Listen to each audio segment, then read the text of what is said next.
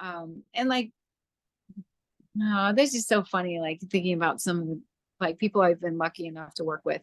One of the greatest things though was once I did a pilot for a TV show that didn't get picked up, but it was Sidney Poitier's daughter. Oh, sure. Sidney. And she was just wonderful. And it was, it was a small little thing, but he was there on set. It was like a live taping thing. And that was my one starstruck moment. And I don't know why. He's a legend. That's why.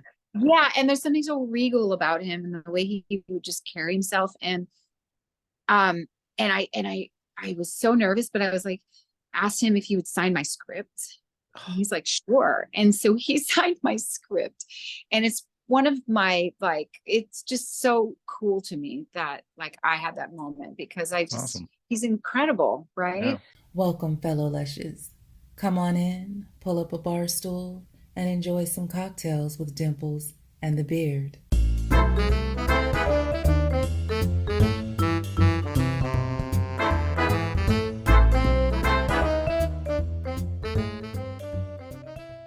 So on the way back, me and Jordan took off, and that first night we went a couple hours, and then said, "Fuck it, you mean the night that you nearly flew from Dallas to Appleton to fly back to? That Dallas, was it. Yep. But you smartly stayed in Dallas. I said, "How can I avoid all that travel in the air? I'll just stay at my layover." But you still got your miles, which is nice. And I got the miles, worth every penny. Anyway, you're on your way home. Yeah, so we said, pull over, got a hotel. So let's get a good night's sleep. Where'd you pull over? Yeah, Arden, Texas. I'm not sure. Oh, you didn't even get out of Texas the first night. Texas is right on the end. But it was like, but if we would have gone any further, that everything would have been closed. It would have been late. So we're tired. She had a long week. Start off fresh in the morning. So we did. Okay. So we're looking around and we're like, oh, we're gonna go here in the morning for coffee. And then is this story going to be as long as your trip home from Texas? It will not be. Okay. So that first night, I said, "Oh, I found a place right up the road. We can go have breakfast. It sounds funny." What's it called? Jimmy Eggs. Jimmy's Eggs. I'll put the laugh track in there. Well, it's cute. Okay, neat. Cute. Not was funny. A neat name, not funny. Not funny. So then we got there, and I'm like, drink. It's kind of like a drink. You said neat. Oh, you don't know that they play a drinking. I've got it. Off to the side when you're not looking. I put out videos that talk about the drinking game. So we walk up, and I'm like, oh, love it. It's kind of like a Denny's, a local Denny's. They got a couple locations. Either way, the moral of the story is that we walk in, and of course, the moral of the story. You haven't even told us the fucking story. Look at that. That's the coffee mug I sat down to. Jimmy's Eggs and an egg. Cooking with a cooking hat. So first thing I say to the waitress is, "Oh, I'd like to buy one of your mugs." And she says, we don't sell these mugs, but hold on, I'll be right back. She came back and said, "We sell these mugs." Okay. I said, "He's still cute. I like the egg one, but he's still cute. I'll take one for me. Jordan, you want one?" She's like, "Sure." I go, "Give me 5. Okay.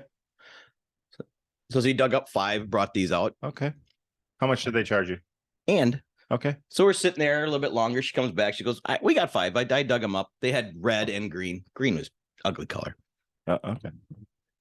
So I said, "I'll take 5. And then I'm sitting there thinking, and all of a sudden she comes back, and I go, "Yeah, give me 10. She's like, "What? You want a dozen of cups?" I'm like, "Why, do I get a discount for a dozen?" She's like, "No." I said, "Well, I'll just take 10 then." I thought for a second Texas people didn't know what a dozen was. So she wrapped up 10 of these bad boys. She must have loved you. She loved me. Yeah. And then we got ready. She brought the bill, and I said, "So, if you turn your eye and one of these walks away, there might be a big tip in there for you." He goes, "Oh, honey, I don't care what you do." So I slipped that bad boy into my bag. So I've got 1 authentic Jimmy Eggs. So basically what you're saying is you just admitted to Theft. Sold it. Yep. You were worried last night about this cocktail, admitting to this cocktail, but now you have just admitted to theft. I stole it with her permission. I'm calling Jimmy's Eggs. You should. I am. So I'm going to tell, you know what I'm going to do? can I finish? No. You know what I'm going to do? I'm going to tell Jimmy's Eggs. We will send them a cocktails with dimples in the mug. To replace? Dimples in the mug. Dimples in the beard mug. To replace the fucking mug you stole from them. But I bought 10 of your fucking mugs. How much do they charge you? And because Leah's a coffee lover, I want to give her one. How much did they charge you per mug? I know, I gotta know. I don't know. Yeah, you do, you fucking idiot. $7. Oh, that's not too bad. No. Okay. I was gonna guess 8, actually. So There you go. so no, that's not too bad. No. Okay. And it's cute. That's a neat freaking mug right there. All right. This will be the Jimmy Egg. This is the episode. Shout out Jimmy Eggs. This is the episode. We'll tag them. This is the episode sponsored by Jimmy's Eggs. Jimmy's Egg? Jimmy's Jimmy's Eggs. Eggs. There's actually like a couple locations. So yeah, there you go. And that's why I said, give me 10. I'll just start giving them away, people. All right. Well, welcome back, fellow lushes, to another episode of Cocktails with Dimples and the Mug Stealer. Wait, the Mug Stealer and the Beard. With our new sponsor, Jimmy's Eggs. They are not a sponsor. Oh, what? You stole it. But That Jimmy's doesn't Egg. make them a sponsor. You Look how- bought this one and you stole that one. How neat that egg is. Sponsors like the one we talked to earlier either give you free shit or they pay you. And I paid more for this mug than I did all 10 of those combined. no, you did not. Yeah, that's not true. But I did give her a really good tip. You gave her a $75 tip. I did not, but I did give her a big tip. She was super nice too. Yeah. I mean, she tackled me as I walked out. But Good for her. It wasn't hard, was it? She choked you out on the floor like that Did bitch not at the take fucking long. bar in Wapaka or New London or where the fuck. I heard footsteps behind me and I crumbled. Whatever little podunk town you're from. Wapaka, New London, they're all the same. She was tough. I looked like a giant. I got my $8 Walmart shirt on and my pajama pants on. I You looked. paid more for that shirt than I did my mug. Oh, I would pay that a million times over. So there you go. I'm wearing a shirt with the greatest rapper of all time on it. This Boom. is not the greatest coffee mug of all time. It is not. This is the greatest coffee mug. Of You all. think so? No, What? not at all. A cocktails with dimples in the beard mug isn't a little bit No, better? I'm lying. That one's better. Jesus. Anyway. I like my Danny Trejo mug better too. Anyway, so welcome back, fellow lushes. I have a problem if you haven't figured it out. Cocktails with dimples in the beard. Another beautiful woman. I'm so happy to be. Another. They just flocked to us. I'm so happy to be back on the Playmate trail because Why? I do love. Well, because I like the fact I like to go to work. This is what I like. I like to go to work, and when people say to me, "What are you doing tonight?" I go, "I'm just talking to a Playmate," Not gonna. and they're like, It's July 1996. "What?" So yes, the beautiful Angel Boris. It is I funny think when I Miss run into July- people I haven't seen for a while, and they're just like, "How in the fuck are you?" when just so you pop up and what? Yeah. Huh? So what are they searching for that they just run into the fucking podcast with Playboy Playmates on it? Well, probably porn. Okay. So who's got the issue? Anyway, she is Miss July 1996, but that is not her most famous credit to me. So Okay, to you, which we will for find the out world. Well, I shouldn't say that. Maybe in the episode. there's others. I bet a lot of people of my age bracket. Only know of her from that. Well, chicks, yeah. I Some, mean, I'm yeah. gonna guess most dudes probably were like, "Oh, that's that fucking Playmate." Well, they searched it now. Yeah. I don't know. They might have searched it back then. Yeah. I remember going, "Oh yeah, I went and found her." You went and looked it up, and Yeah, because she was fucking gorgeous on the show. So I'm like, she is gorgeous she's on the still show. Well, gorgeous she's still today. gorgeous, yes, but she was gorgeous on the show. I mean, I'm a fucking 20 whatever year old, and there she is on the show, and she's wearing short should we skirts. tell and the show or sitting wait? on- No, we're gonna. wait. And You're gonna have to wait for that. you, just from hearing you now, Yeah. I can tell you now, you need to not be like, "Hi, how you doing? Can we talk about?" I know. You got to settle down. I know. I am gonna. I know. Let's get in I know. kind of when it's in her life, Start at the beginning. Start at and the that's beginning. not where she began. I know. I understand that. I have notes. I know, but here. I'm going to have to. Well, my thing is I want to save it for the back half of the episode because then we can just talk about it for like a half hour. I can ask her questions about all the other people that were on that show and if she knows Who that she made out with. if she knows that Donna Perry made out with somebody on that show and Did you maybe hook they're up with anybody? maybe Any they're Eskimo stories? sisters just kissing just on the kissing. Yeah. Is there Eskimo sisters or is that just a brother thing? Well, I think What guys are just the pigs that we named it. I think they just There's definitely Eskimo sisters out there. well, without a doubt. I don't know what it's called though. Actually, I guess Eskimo sisters. Is Eskimo sisters a thing? It's a great question. We need to know. Answer in the comments below. Is Eskimo sisters a thing, or is it just Eskimo brothers? Or is it a different name? Or is Eskimo brothers are we? Is that? Well, we just admitted we're not woke, and we just told somebody that. So Eskimo, we call it Eskimo brothers. I don't know from any other name. I don't either. I don't know how that's an insult. I don't. You're just not allowed to use anything. You're not for anything. Right. Exactly. Well, we never need. We cannot keep a pretty lady waiting. All right. Without further ado, Miss July 1996, Angel Boris. Thank you so much, Hello. Angel, for joining us. We're joined by Miss July 1996, Angel Boris, and we couldn't be happier. I have your two of your trading cards in my collection, and Nice. so we typically we'll start That's perfect. We'll start at the beginning. Well, okay, great. Yeah. And I'll be honest, I haven't seen any of I've seen little clips of some of the girls that have been on, and everybody tells me how much fun your show is. So I'm really excited. Well, that means a lot. We're just like to get to know you and go from Yeah. there. And we have to say cheers. Oh yeah, cheers. Thank you for coming. Cheers. This is a little it's a Flowerade THC drink mix. So What's my tonic berry yours? dragon fruit. And you said Tonic? yours is a liquid, huh? Yeah, it's just kind of like a little tonic. Okay. Okay. So I just put a little bit in, and I'm actually doing yerba mate. All right. So Wow, that is fancy right there. That sounds incredibly healthy or something.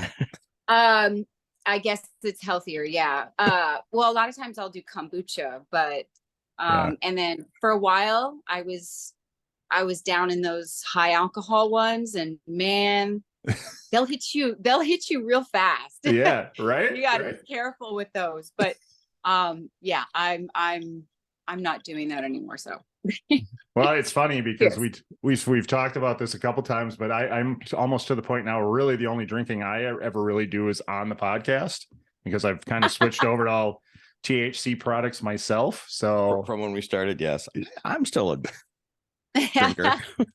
But yeah, we got him. I've always been a fan. We got Sorry, him. sorry. No, that's all right.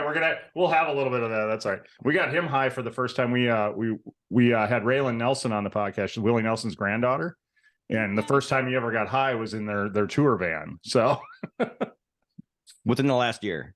Yeah. Wow. Yeah. That's amazing. That's cool. This podcast has taken us a lot of places we didn't think we'd go. So Right. Well, Super I figured, cocktails with dimples in the beard. And then it occurred to me like, oh, wait, what am I going to have? Yeah. I'll just have my normal. Yeah. We've interviewed people who are sober and, so it basically, the whole premise of this thing, it started, we were just going to talk to each other. Right. And have drinks. So episode 2, we were like, now what? And then we got lucky and we stumbled upon Deborah Driggs in a podcast group on Facebook looking to be a guest on episodes. And I was like, there we go. Can't pass that up. So it started from there, and here we are. So I don't even know what it has evolved into this. Yeah. It's great. Yeah, I don't even know what the count of Playmates we're up to now anymore. So hopefully we don't stop soon. So right. Before we even get into the Playboy, you missed child model, child actress. You were started what time? How young were you when you started modeling? You're very. Oh wait, I just realized I need to turn off my notifications. Hold on. I don't want anybody interrupting. Heck yeah, no. This is too important. Hold on. Wait, I'll go back to you. Wow, we don't get that very often. Sorry. Very important. Oh, very important. Yes, very important. Oh my gosh. Well, that's very kind. But actually, I guess I did start as a child doing modeling in Florida, pageants, beauty pageants, all that stuff. Excuse me. But I didn't really start acting until a little bit later. And I guess I started with Hawaiian Tropic and then modeling and Playboy. And then I got into acting. But Okay. I'd always been, I mean, I'd always been interested in acting. I actually had done I shouldn't say meaningless, but I did a lot of like stand-in work or background or whatever on whatever B movie they were filming in South Florida at the time, just because I wanted the experience. I just wanted to be on set. I didn't even care if it was, whatever movie it was. Right. And I think the first one I did was with Corey Feldman, which Oh, is really? yes, Well, yes. And actually we became friends and we're still friends to this day, which is so funny because it just was like a really, really bad B movie being filmed on South Beach called South Beach. So Okay. yeah, it was, but anyway. If it had Corey Feldman in it, it couldn't have been that bad. Well, Well, I mean, seriously, Corey is an icon, he's so unique. yes. And I've gone to some of his shows because he just, he performs now and he's got a band and, I gotta say it's not my taste really, Yeah. but I just, he works his butt off. So like, I feel like I got to celebrate that. And so I try to go and support it. My husband and I go occasionally when we're able to, and we saw him recently and it was fun. I know he just put out a giant box set of like all of his 35 years worth of music or whatever. Well, you can definitely see the Michael Jackson influence too. Because yes, you can. Moves. I mean, it was so fun to be at one of his shows. I gotta say, it was interesting, fun. Well, I mean, I'm with you there too. Maybe him or whomever's not my thing, but they're up there and I'm not. They're having fun doing their thing. They're singing. Right. I got to give anybody that has that credit. Yeah, absolutely. And he's, like he loves what he loves what he does, and he has fans that just like follow him kind of everywhere. And it's great to see people out there doing what they love. So that's really cool. Yeah. Was he when you were in the movie with him, that first movie, was he I don't know what the age gap is between you and I don't want to get into it, but just was he older than you, or were you guys, because he was in so many movies as a child as well? As a kid, yeah. No, I guess I don't know, how old is Corey Feldman actually? I don't think we're that far off in age. I don't think we're that far off in age, but like, just it was one of those things where like I still lived in Florida and he just happened to be out there, but we stayed in touch. And then because of Playboy, we just kind of like, we'd run into each other sometimes at the mansions, but he was always, and then we became friends even when, he got married and his kid. And so like, we've actually like, have a real friendship. And then, it's just, we don't see each other that much, but like I said, when he has a performance, I do try to show up and I, cause I just think that's important. I have kids. I have 2 boys who are aspiring musicians and like, perfect. I just like to support artists, even if it's not my style. Yeah, 100%. 100%. So they both play instruments?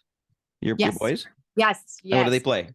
They're both in high school, and my oldest plays bass, and he just picked it up not that long ago, maybe 3 or 4 years ago, just kind of through COVID.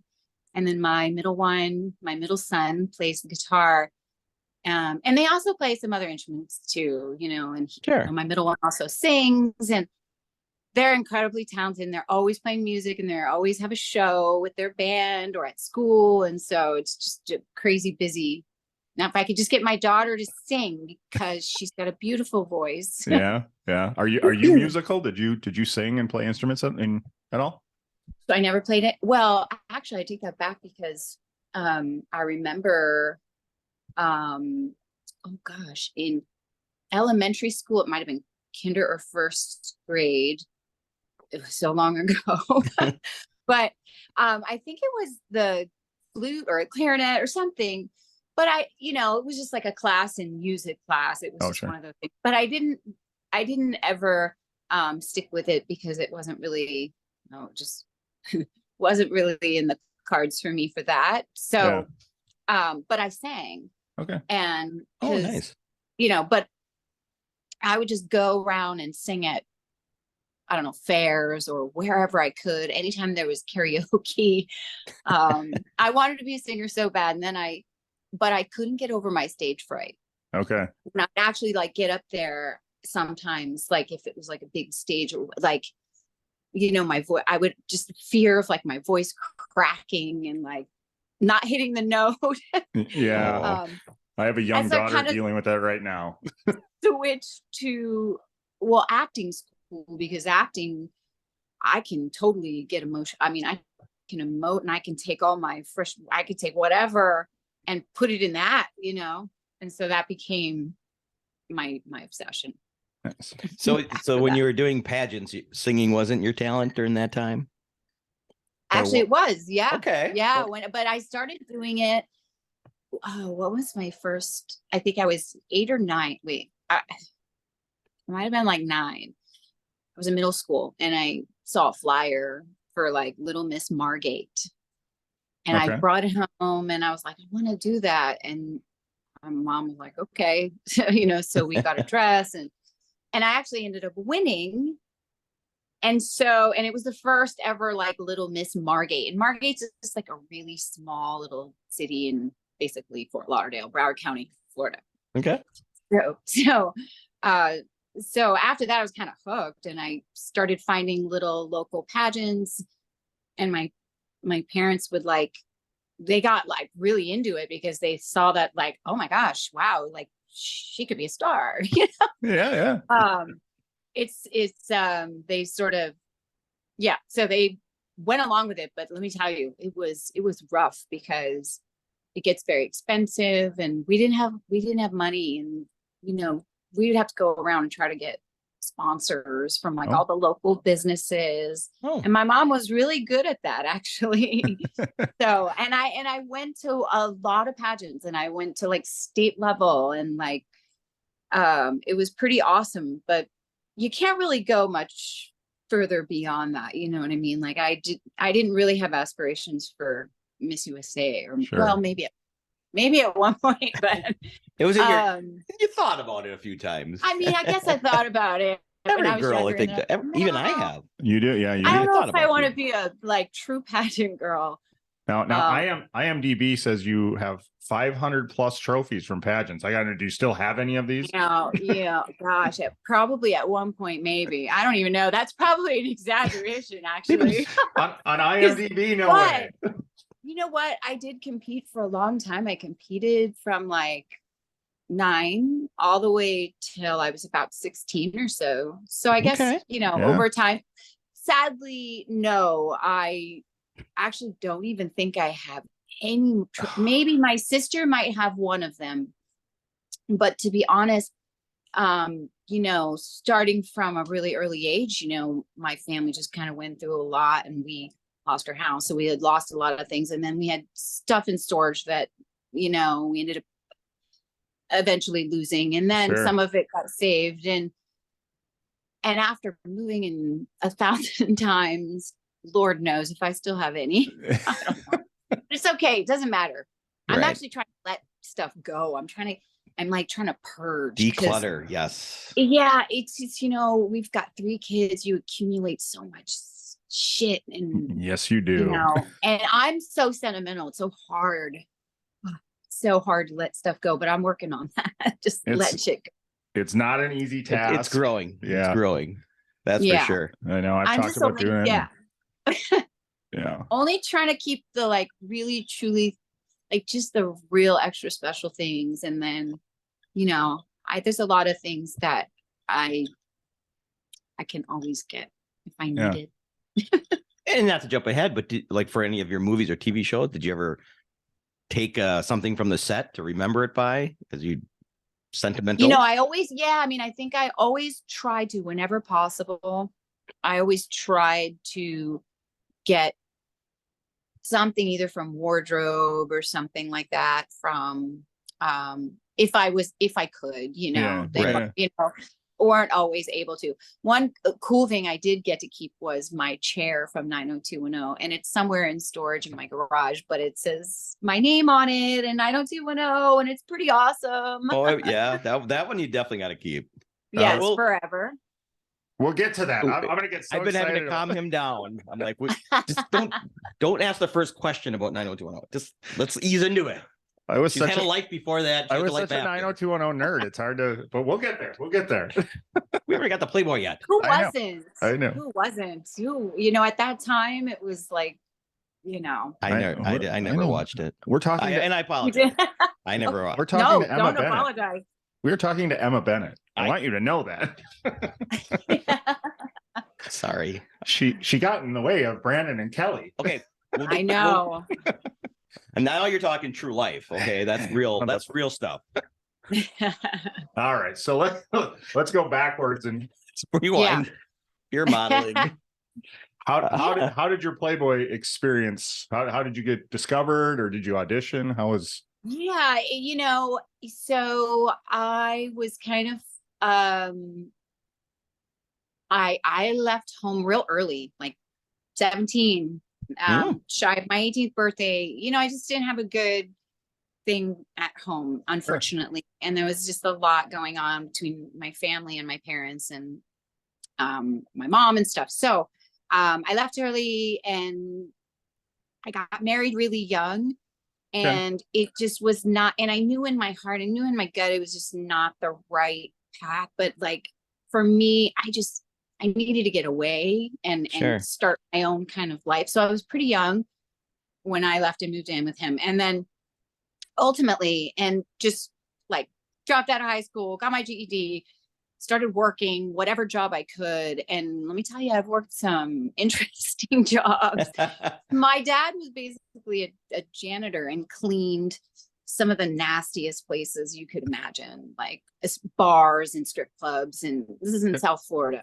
So like in the 80s and 90s. So I just did whatever job I could get. And then, but eventually got married and started doing bikini contests as a way to just kind of supplement. And then that kind of brought me into Hawaiian Tropic and swimwear modeling, Venus swimwear, Richie swimwear, all the like South Florida swimwear companies and stuff. And so that whole world of just like being with, you know, Venus and Hawaiian Tropic. Being a Hawaiian Tropic. That's big. Yeah, being a Hawaiian Tropic girl back then was a huge deal. That was. Oh yeah, I mean they used to host. Well, and it all started from like little bikini contests that ultimately became like.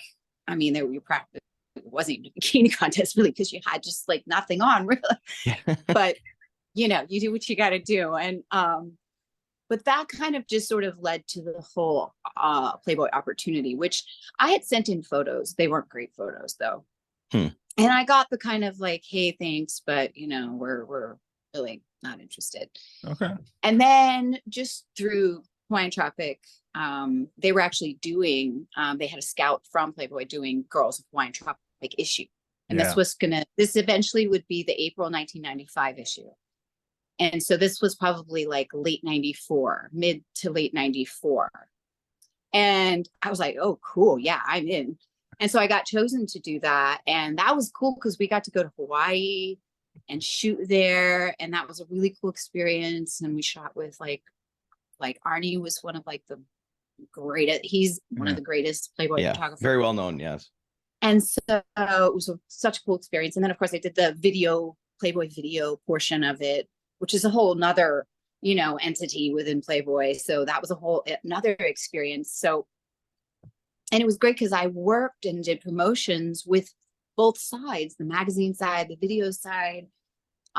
So ultimately I was expressed interest in becoming a Playmate. And it's funny because I found some Playboy documents when I was looking for photos and stuff for an upcoming show. And I found contracts from like when I was becoming a Playmate and like the timeline of it all, you know, and it was so like crazy to like read it and go, oh my gosh, you know, I remember that now. And like the timing of it all. And, and they had basically said, you know, we have Playmates scheduled all the way through this time. Let's wait and see how the Girls of Hawaiian Tropic issue is received before we move forward, you know. So it was just kind of like another like wait. And then keep you on a string a little bit. Yeah. And then after that issue came out, one of my pictures from that actually ended up like on the cover of the Playboy Italy, I think, or one of the foreign issues. And it was kind of like a really like great, it was a great picture. To this day, it's like still one of my favorite pictures ever. Oh, okay. It's just so gorgeous. It was shot in Hawaii. It was so pretty, beautiful background with the umbrella and just gorgeous. And then it just kind of led to becoming a Playmate, which, well, actually it still led to, I had to go to Chicago and test. Okay. Right. And then I had to wait. And then I had to wait to hear back from Hef. And then it was come out to LA, shoot the gatefold, centerfold. Yeah. And still had to wait for approval from that because it, it was just like so many steps. And then once that gatefold is approved, then it's like, okay, now go shoot all the other little photos that'll be in the issue, like the small camera stuff. So So how was that in Chicago shooting that gatefold? That what kind of experience was that?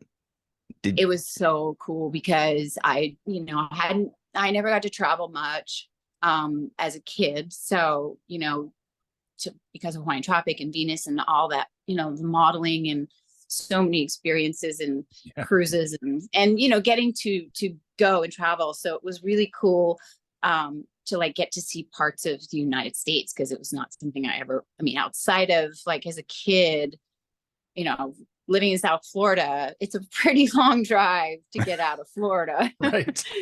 So we really didn't go. I hadn't really gone very far. So, but Chicago, was pretty cold and windy, but just walking through it gets its name for a reason. Right. But you just walking up to the front building of the Playboy building, and it's just like, am I really standing here right now? Like, it's just so, I feel like it's a little bit of a blur almost, like it's because it's surreal to think that like every step in, I get little, like every once in a while, I'll be like, wow, I remember certain parts of it so vividly, especially when I see old pictures, Yeah. And seeing like behind the scenes pictures.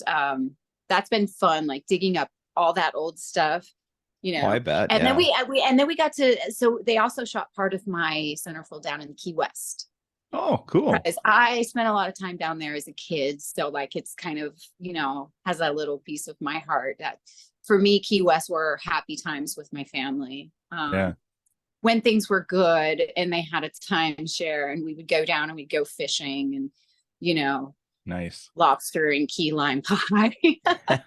Oh, one of my favorites. I love good key lime pie. Me too. Oh my gosh. And I just made one not that long ago, but everybody said it was a little too sweet. So I need to work on it a little bit because it's been a while. I haven't made one in a while. So yeah, I'd have been fine with a little too sweet. Too sweet's fine with me. Okay. Well, it's nice that they incorporated that in with most of it. So there you go. I ate most of it. That's all right. Maybe next time you make it the exact same way so you can eat most of it again. Exactly. You're onto something there. That's what I would be doing. Exactly. So was your gatefold shoot physically demanding, as we've heard from some other? Oh my gosh. Holding a pose for hours at a time. Yeah, absolutely. Well, first, so Richard Fagley, God bless him, because he was just like, he and I we instantly clicked. We had such a bond right away. We bonded over music and just lost life. And he was just the coolest guy. And so I don't know. His idea was have a cigar and in the test shoot. This was when I went to Chicago to do the test. Okay. Before the gatefold, actually, he was like, let's do a cigar because nobody's ever done it. And I'm like, okay. He goes, but I think it might get Hef's attention. And I'm like, okay, I trust you. And I think it was just because of the hair and my look. He just felt like the guitar. I keep saying guitar. Cigar. Both would have been cool. Guitar in the brain. So he thought cigar. And I was like, okay, cool. So I went along with it. but then it became kind of a nasty habit for a little bit, which I quit very, very, very quickly. But So you picked up so smoking cigars from that and continued. kind just a little bit. Okay. You know, Okay. only on like rare occasions, just because I don't know why at the time it was really kind of cool. But Well, I I believe it. we were no, but just, it became very unsexy. yeah. We were just in Belize a few weeks ago, and we had some Cubans, and I don't ever. I mean, I think it's the third cigar I've smoked in my life, but Yeah. yeah. I mean, I actually now think they're so gross and they smell Yeah. gross. But anyway, It was kind of your thing for a yeah, brief moment. for a hot minute, but it really honestly made great photos. And so when we shot the centerfold, we were at the this bar in Chicago. Oh, wow. Really cool bar, really cool bar in Chicago, and it had like just bright colors and art and like really funky. And man, I'll tell you, I had to hold the pose for like forever. It was so unbelievably uncomfortable. It was just like my back. I mean, because you gotta like curve your back and you got to stick this, and then you got to turn your shoulder and wait, but your elbow and you just, it's like, what? And then you're holding the cigar and yeah. And then they're like, and then it's like, okay, wait, that's it, don't move. And you're like, how do you not move? Hurry. And then that's just the Polaroid, and then you're just like, oh no, just the Polaroid. And then you have to recreate that for hours on end. For hours and hours. And then you try different variations. And then, you're trying to elongate the legs. So, and you got freaking, I don't know how, the most ridiculous platforms. And so it honestly, it's backbreaking work, guys. You don't understand. Well, we've heard the same story from everybody, so we get it now. Yeah, but definitely believe it. Yes, I firmly believe that's why my back is still messed up to this day. Oh. No, honestly, my back was always messed up. So like, that it is hard, Yeah. Mm-hmm. Yeah. So did the cigar get Hef's attention? Did he be like, I really love it, but get rid of it? No, actually, no, he liked it, which is how I ended up, in the centerfold. Okay. And I think it might be the only centerfold with a, with a cigar, or at the time it was. I'm sure has been, I don't know. I'd have probably researched that, but I'm sure you were the first. That's still cool. It was cool though. It just, it kind of worked, and it was very distinct. And so, were there any, and there's a lot of cigar lovers. So right. Any black and white photos? Because there's something I think is really cool is a black and white photo of someone, the smoke, just. Yeah. Well, that's funny. I don't believe Playboy ever did any black and white. No, nothing. But I might have done, I have to look through my portfolio, but I think I may have done like some of my own, just like, independent photography stuff that was really cool and artsy, black and white with a cigar as a prop. But yeah, those are cool. I like that too. Kind of sexy and sleek. And, yeah. No, it's definitely cool. It's more of just like for looks, it's cool, but right. It's like not a great habit. So. It's still disgusting. Oh, I agree. It's disgusting. Yeah. I have enough bad habits.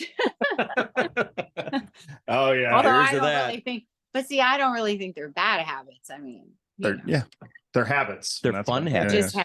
They're just habits. So then, go ahead. Now you're Miss July, Miss July 1996. Do you move out to? Did you live in the mansion for a while? Did you do all that? Okay. No, actually. So the first year as Playmate, I was living in Florida with so after my marriage kind of fell apart, my first marriage fell apart before the whole Playboy issue came out. Before I did all of that, it was just like, okay, I'm moving on. And I was doing independent films and movies in South Florida. Like good stuff, at that point. And then this was just like such a good opportunity when this came about. So, we lived together, and we moved out here to LA a year after my issue came out. So I was July 96. We came out here in July of 97. Okay. We just packed up our, we packed up our place of a U-Haul. I had my car shipped, and we just had a little apartment in Hollywood, like just off Sunset, or was it just off Sunset? No, just off Hollywood Boulevard, I think. Okay. Or Sunset. Okay. It might have been Sunset, but it was not, not the greatest. No, actually, I'm sorry. Our first apartment was actually in a little bit of a nicer neighborhood. It was in like Franklin. It was like up in almost near the hills. But we had to move out of there because we had a problem. But anyway, enough. so I actually never lived at the mansion. I mean, I stayed there before I moved here. Anytime I came to LA for work, I was able to stay there. So of course, like when I came out to shoot my my Playmate profile, my promotional headshots, which are blonde because I had just finished filming a independent film in Florida, and I had to dye my hair. So I showed up and they're like, "Wait, you were a redhead in your issue," and I'm like, "I know." I'm Sorry. Movie was that Suicide Blonde? Yeah. That yeah. you're in? So and that was my first movie ever, and like, so I had to like go for it. So they bleached it. So anyway, so I showed up. So that was my first time really. Actually, no, I guess I had stayed at the mansion before when we did the Hawaiian Tropic. Oh, okay. Sure. I had stayed there, with the girls when we were doing that. That's right. I remember we had a promotion for that. So during your first year, did you travel a lot? I know you went to Chicago, but I got to do a lot of promotion. Yeah, like all over, just anywhere, whatever. There were golf events, there were just you name it, like every holiday, or there were Veterans Day things, which actually usually those were things that we would volunteer for, but there were just a lot of opportunities, and also for me with the video portion of it, because I had done like the Hawaiian Tropic, and then every girl has to shoot their Playmate video. Oh yeah. Really so that was also filmed in LA and all over LA in some really cool locations. So yeah, that whole time I had to stay, but I stayed in the guest house. So I was thinking about this today, and I was like, man, it's kind of sucks that like I've never seen the upstairs in the main Playboy Mansion. I never went upstairs because I always thought that was like off limits. That was like, no, and I was never invited up there. So I wasn't just gonna like go up there. I wasn't like that, But every other part, like the game room was always one of my favorite spots. Okay. And parties at the mansion. Yeah. And that was always fun. Like once I moved to LA, it was great because I was invited to like all the parties, Yeah. Oh, fun. But it was also a much tamer time in Playboy at that time, because he was married, and his boys were still really little when I was in Playmate. Yeah. So like, I would see them running around the mansion, and then Karen Taylor, another Playmate, remembers me like singing to Marston and Cooper in the dining room, and I was like, really? Was I? I guess apparently I was. So it just was a different time. At that point when I first became a Playmate. Yeah. Well, all those parties, any starstruck stories? Anybody putting the moves on you? No, you know what? The funny thing is like I always went to the mansion with a boyfriend, like, or somebody like, and I used to tell them with my ex-boyfriend, I used to tell them that he was my husband, I think. I don't know. Because they were pretty strict about letting people up there. And I was like, listen, I'm not coming up there alone.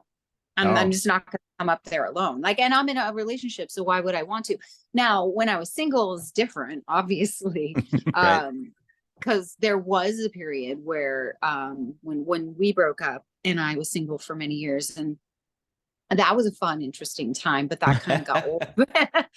That gets old really quickly. So It does, but it's still fun. Yeah, it's Yeah, fun while it When it lasts. starts. but I honestly I mean, what's funny is there's some stories. Like I remember when I first met Ben Affleck, I thought he was such a jerk. He was, he was so just not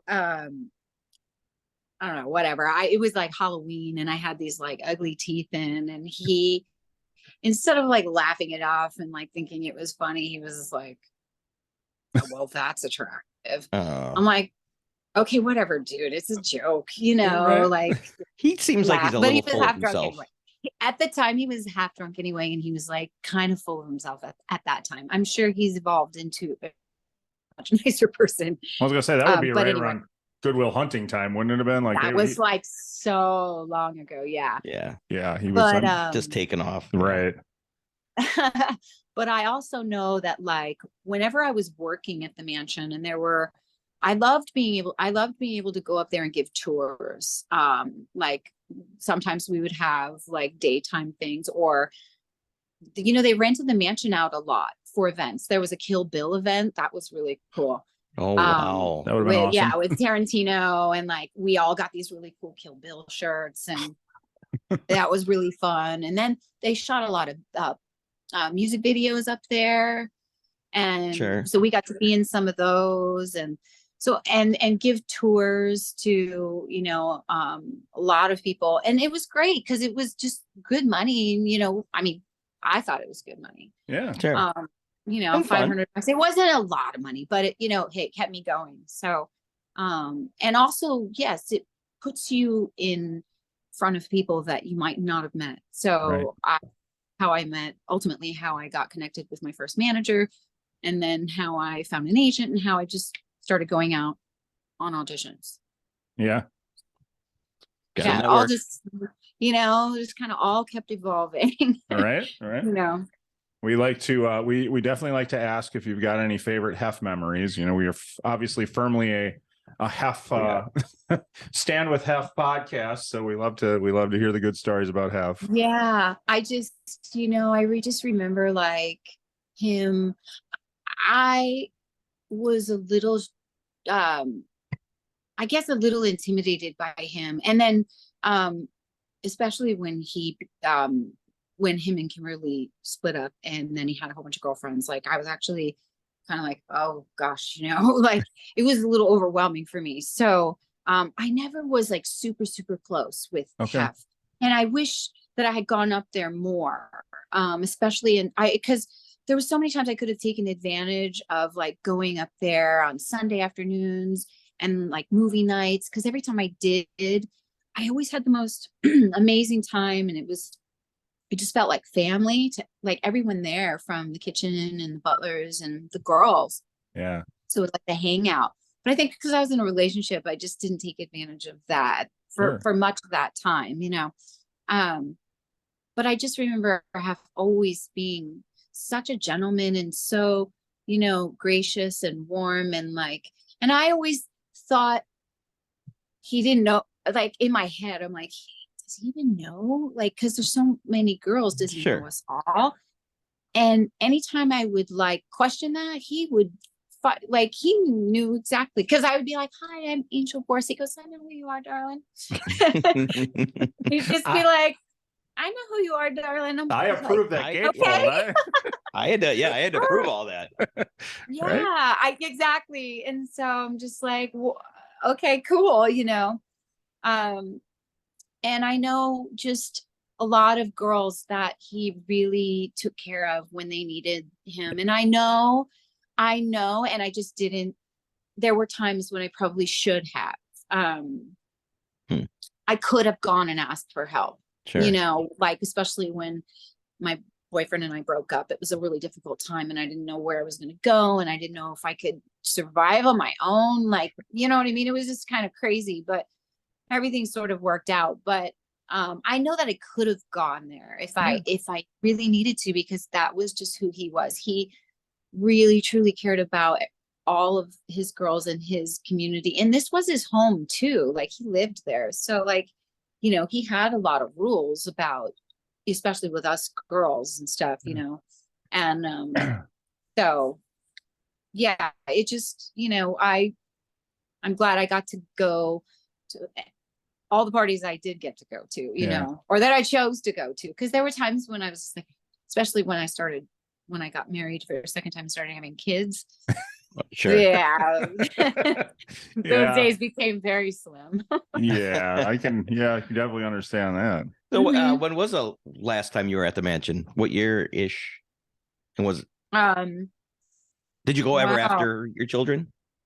Yeah. Okay. Well, we used to actually, the great thing was, you know, we did get to go up on family events like Easter. Yeah. You know, That's Easter a good was one, always, Easter was great because, you know, we could bring the kids, and, you know, they always put on the most incredible Easter egg hunt, you know, and actually it was really cool that my, you know, there were a couple years where like one or two of them actually won something. So what's the best thing for like them? I mean, I have a 17-year-old, he'll be 18 this year. And I mean, how cool is it? He's got a picture of him as like 5-year-old with, you know, next to him. That's awesome. I would be bringing it to high school and walking around like this with it up and down the hall. I think it's his profile pic, actually. Yeah, it would be mine. It would be mine. He as it should. Right. So like, it was just really cool that we were able to experience that, you know. And he was I mean, every time he would have the most incredible food, and like, just really even the prizes for winning the Easter egg hunts were so incredible, you know. We won a few times, you know, but it was just, you know, and then, but yeah, Hef would also rent out the mansion to private events and parties and stuff. So we would get asked to come up and work and host and tour and stuff. Yeah. You know. How fun. Cool. Yeah, super fun. But what, you know, the more fun parties like Halloween and Midsummer, one of my personal favorites, you know, we were allowed to eat. We could do whatever we want. We weren't working. We could drink, you know. Yeah. I would always get in trouble for trying to find a place to smoke. Weed. I'm like, guys, come on, because this was like way before it was legal, and I would always get busted. I'm like, like, Angel, come on, Angel, you know you're not supposed to be doing that. I'm like, troublemaker. Okay. That is you easy. know, I would much rather do that than like drink, because I feel like all the times when I chose to drink, I would just always end up like either like getting way too drunk and then like feeling crappy the next day, or getting a little too wild, or possibly flashing somebody, or like, you know, I don't even know, or somewhere throwing up in a corner, which is the worst. So no. Yeah. But that's not fun. That's not fun, but getting there can be. I tried not to do that very often. But I think on occasion it might have happened. I don't know about the mansion though, but we all been there. I'm sure there was. Yeah. I'm sure you wouldn't have been the only one flashing at the mansion. I assume there was. So. Yeah, I know, right? I mean, if ever there was a place that you could be free as you want, and that was actually the interesting thing, is that there was such a freedom there. You know, like you could really just be whoever, you know, just feel free to express yourself in any way. And everybody was like on equal level too, you know. That's even the celebrities there, you know, like we weren't allowed to take pictures. It was only the Playboy staff. We would sneak pictures, but you know, at the time we didn't really have smartphones, so I don't know where the hell all those pictures are. I'm like, damn, I have no pictures. The only pictures I have from the mansion are actual like pictures. Yeah. And Yeah. I'm like, where are the negatives to those pictures? I don't even know, Oh, you know. So Wow. we, you know, can you it was imagine just such all a the different negatives to time. all of his pictures? I would love to see that archive of Yeah. photos from all the parties, all the events, and the video. And I mean, because they would just film everything where you're at the party, you know, the whole party. But that was more later on because, you know, Sure. then Sure. because like I said, it became less of Hef's parties and then more about like the big promoters started coming in, and they kind of ruined that the Hef era party a little bit because it became bigger and bigger, and then the guest list and all, it was crazy. Yeah. So those days were a little different. I wasn't really around that much during that time though, because of having kids. Sure. Yeah. But I think the last thing that I did at the mansion, which wasn't that long, probably before Hef passed, which was they were celebrating something that it was like a documentary about Hef on Amazon. Oh, something yeah. like that. And so they had an event there, and it was really nice, and it was really cool, and it looked really like it was a really cool vibe. And they had like a big like it looked like a Playboy cover, you know, and you had bunnies, and you could take your picture with the bunny. It was like really cool, Okay. very old school, nostalgic looking. Nice. Did And I the think that was kind of like one of the last parties. I'm trying to think. I'm not sure. There may, you know, or maybe we may have gone to like the last Easter party or something Sure. like that before. Sure. But when he passed, it was kind of like, oh, It's kind of over, it's you just- know. it's sad. You know what's sad? Because it was just like the one place we all could come together and see each other and see celebrities. Yeah. Yeah. You know, yeah. Well, now you're all back together as Rogue Bunnies, and Yeah. how'd you get involved with that? Victoria, you know, I've always thought Victoria is an amazing artist. Yeah. I have one of her pieces actually. But she's just, you know, she was my year. So we worked together a lot, and we've been friends for such a long time. But I didn't hear about this project initially when she first thought of it, when she first started. So, you know, I think she might have been trying to reach out to me to talk to me about it. But to be honest, at that time she was starting this, I had so much going on in my personal life and had lost several people close. It just was one of those things where I was like, no, can't do. Yeah. Sure. I'm sorry. Gotta do what's best for you. So I was kind of tuning it all out. And then I think it was Ava Fabian left me a message, and I called her back and we spoke. And then she was telling me all about it, and she's kind of got me excited, but at the same time, I was like, what the heck is an NFT? Oh no. And just like learning about like all these different things, and then like going back on Twitter, because I wasn't doing Twitter at all for like, I was just kind of more on Facebook because that was more personal. Sure. For, you know, my friends and family and high school buddies and stuff like that. Right, yeah. And Instagram, not so much, but you know, getting better. But I had all these followers on Twitter, so I'm like, okay, I'll just go and start engaging again. But I didn't expect for this amazing community to happen, to like, you know, grow the way it has organically, and just the people that have really jumped in with us and have really taken the time to get to know us and realize that wow, they're, you know, there's so much more than just a bunny or a playmate, or, you know. Well, I think a lot of people are realizing that. Yeah. And but I just, when Ava told me, I got really excited. So I called Victoria, and then, I mean, just listening to her talk about the project, and I could see how passionate she was. Right. And I already knew the art was going to be amazing, but I still didn't know what the heck. I didn't know what to expect. Yeah. And I like had to dig and dig and dig for like pictures and stuff, because it's just, I didn't have the catalog of photos that a lot of girls have Sure. because I wasn't doing a lot of stuff. I never even had a website, I think, which was a shame, actually. I should have.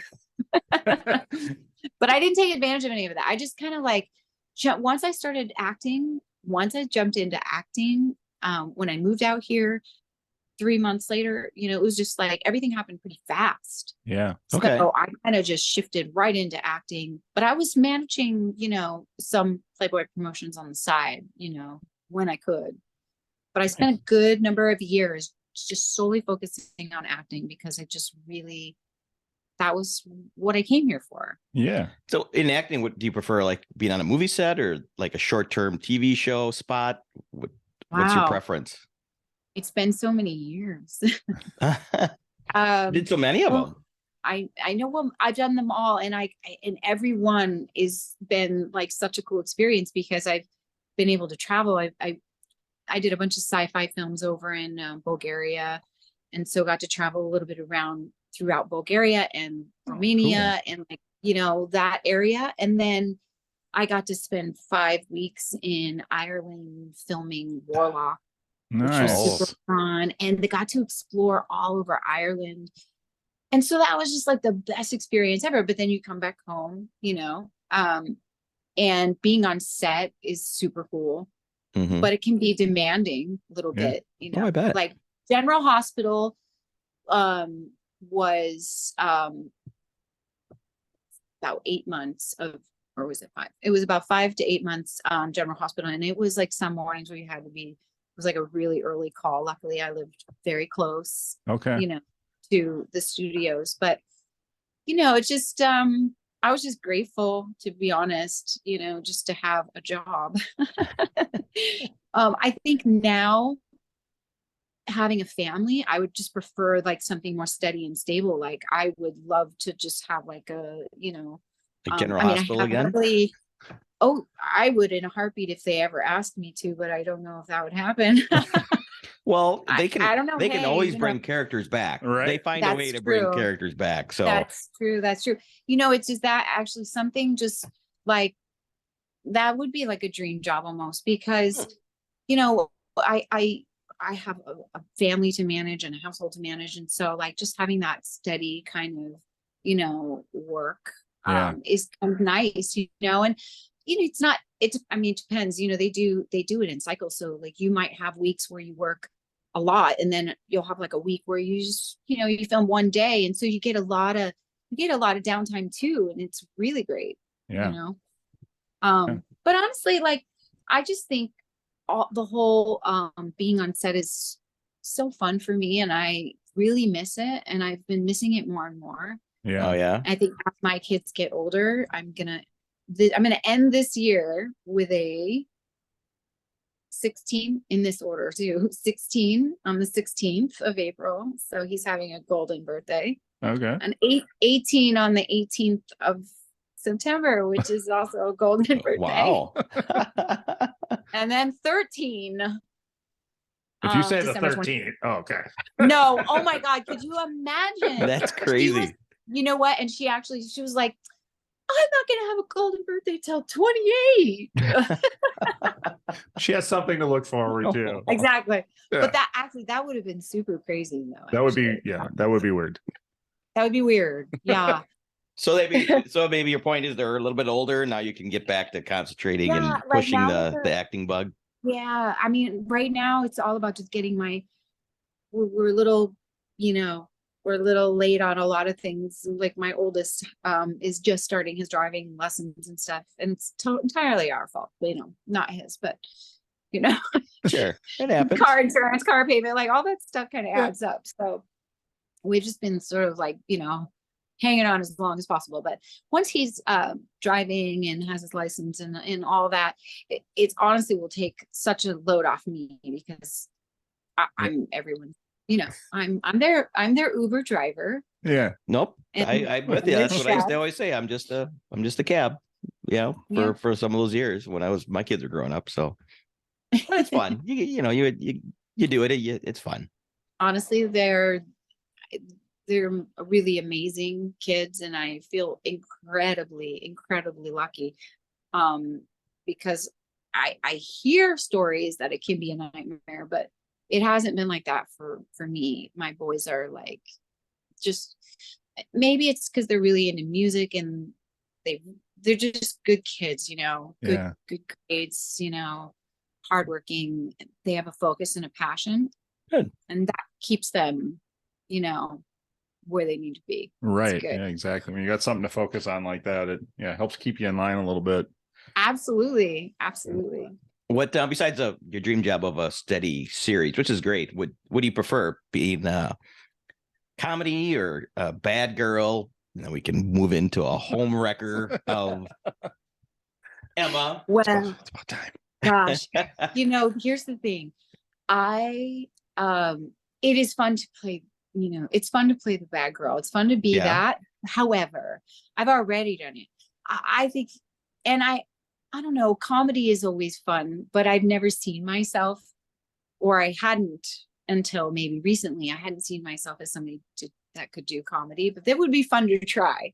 Yeah. But honestly, I feel like my strength is really in those more serious, gritty, dramatic roles, which I haven't really had a chance to truly tap into that the way I want to. Like, I want something really serious and really like thought-provoking and difficult, like that, to challenge myself, you know.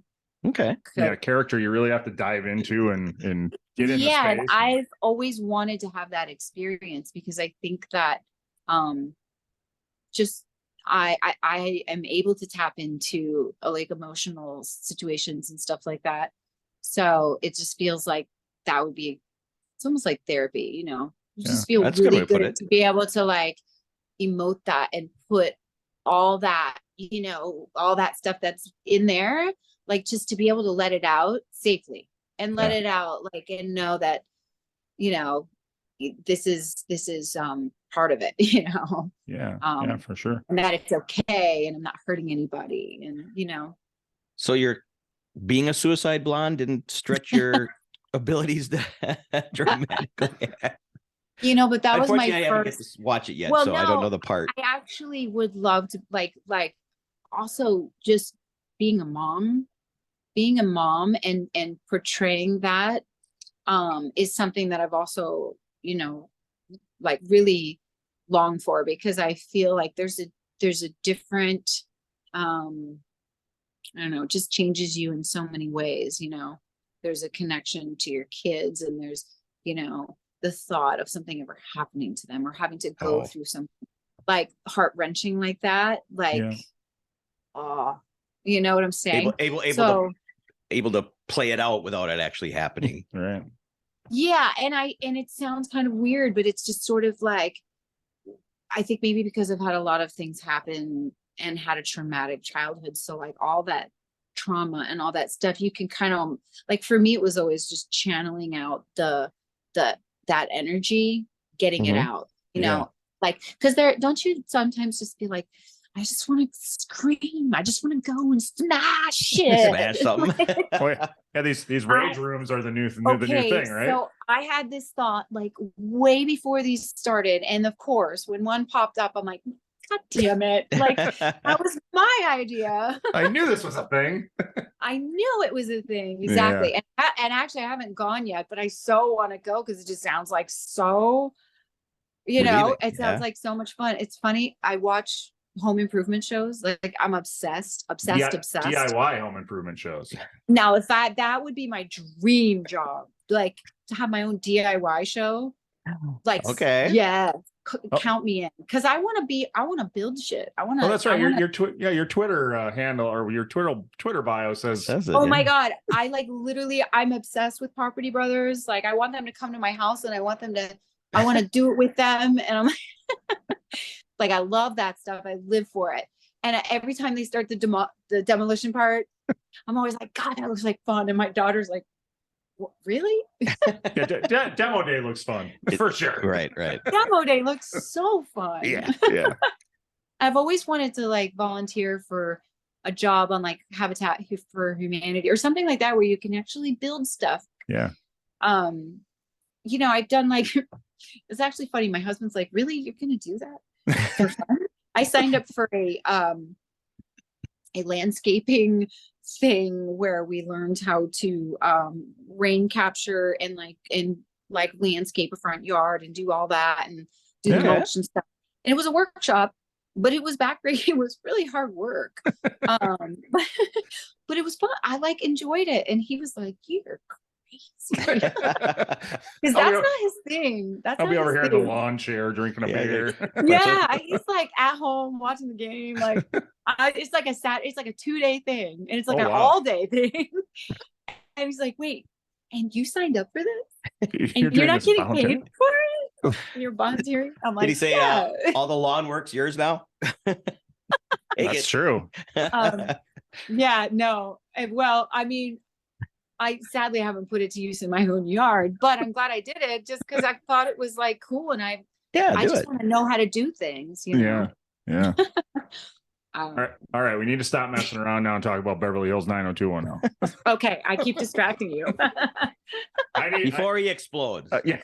It's 55 minutes into this thing, and I haven't asked one question about it. So, Oh my gosh, are you serious? Okay, go for Emma. it. So Emma, what? Wait, how long do these things usually go? When do we need to be off? Oh, we don't need to be, but we don't like to keep guests for much longer than an hour. We know you guys got stuff going on. But as long as we're having a good time, we don't care. Yeah. Okay, well, we can push it a little bit. Yeah. Okay. Because the next hour will be just 90210. Beverly Hills 90210 Okay. questions. No, Let's go. no. I don't think I have an hour in me. I don't think I have an hour worth of questions in me. I just got to know how it came about. Did they find you? Did your agent get you in? Yeah, I had a manager. I don't know. It was just a role that had come up, in the breakdowns, and he submitted me, and he was like, this is a great opportunity because it was a 6-episode arc on like at the time, one of the most popular shows on TV. So I was like kind of freaking out. I was like, holy shit. And I had not been here very long. I had just moved here, that year, but it was later on in the year. And then I did do one episode of Viper. Okay. The TV show that shot up in Vancouver. Right. With another playmate, and that was kind of through Playboy. But this was just a new manager at the time. And so he got me in and I auditioned. And then and I felt really good about it too, because I was like, maybe it's just because I was brand new here and I hadn't really had much experience. And so I don't know, I walked in and I was kind of nervous, but not really. And I just like tried to feel as confident as I could. And I walked in and I did it. And then I remember going to the callback, and when my manager said I was going in for a callback, or he might have said producer session. I don't even remember, to be honest. Sure. But I didn't know that Aaron Spelling and Jason Priestley and the casting director and like all these producers were going to be sitting in the room. Oh. I didn't when I walked in to the callback and I saw them, I was just like trying so hard not to get nervous. Like I had to take a minute, because I was like, oh my God, I'm going to be like doing this scene for real. Like Jason Priestley's. So they wanted to see your chemistry with him. Yeah. At that time. Yeah. Okay. Yeah. So, Sparks it was just like, it was just really, really, it was really cool. It was really great.